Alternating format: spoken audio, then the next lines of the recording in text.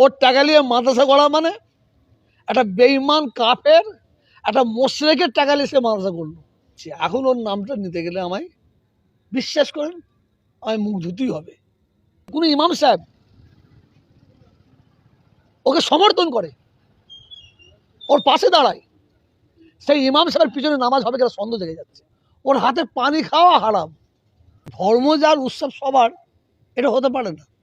যদি কোনো মুসলমান ওই জ্বালায়, কি বলে, প্রদীপ জ্বালায়, যদি কোনো মুসলমান পুজো মণ্ডপে যে ঢোল বাজায়, যদি কোনো মুসলমান পুজো মণ্ডপে গিয়ে ড্যান্স দেয়, সেই মুসলমানটা শরীয়ত অনুযায়ী, দিন অনুযায়ী মুসলমানই নাই, মুসলমানই নাই। ভয়ঙ্কর কাফের, ভয়ঙ্কর মুনাফিক, ভয়ঙ্কর মুশরিক। ধর্ম যার উৎসব তার। হিন্দু ভাই, খ্রিস্টান ভাই, একটা শিখ ভাই, তার পাশে বসে আমি খেতে পারবো, এর পাশে বসে খাওয়া যাবে না।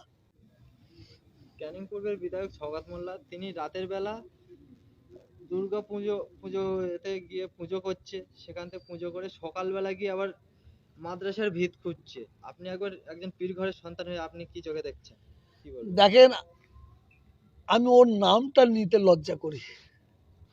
ওর নামটা নিলে আমাকে পানি দিয়ে, এখন ওর নাম নিতে গেলে, এখন ও আগে নাম নিচ্ছে, এখন ওর নামটা নিতে গেলে আমায় বিশ্বাস করেন আমায় মুখ ধুতেই হবে, মুখ ধুতেই হবে। অতএব ওর নাম দিয়ে আমার কথা বলার দরকার নেই। যদি কোনো মুসলমান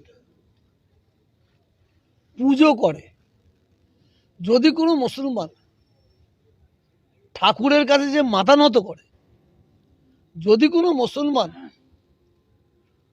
ঠাকুরের সামনে বসে তিলক নেয়, যদি কোনো মুসলমান ওই জ্বালায়, কি বলে, প্রদীপ জ্বালায়, যদি কোনো মুসলমান পুজো মণ্ডপে যে ঢোল বাজায়, যদি কোনো মুসলমান পুজো মণ্ডপে গিয়ে ডান্স দেয়, সেই মুসলমানটা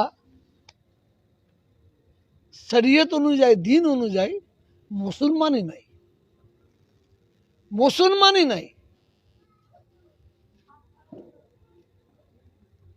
ভয়ঙ্কর কাফের, ভয়ঙ্কর মুনাফিক, ভয়ঙ্কর মুশরিক। আর ওই মুশরিক যদি আমার পাশে বসে খায়, একটা হিন্দু ভাই, খ্রিস্টান ভাই, একটা শিখ ভাই, তার পাশে বসে আমি খেতে পারবো।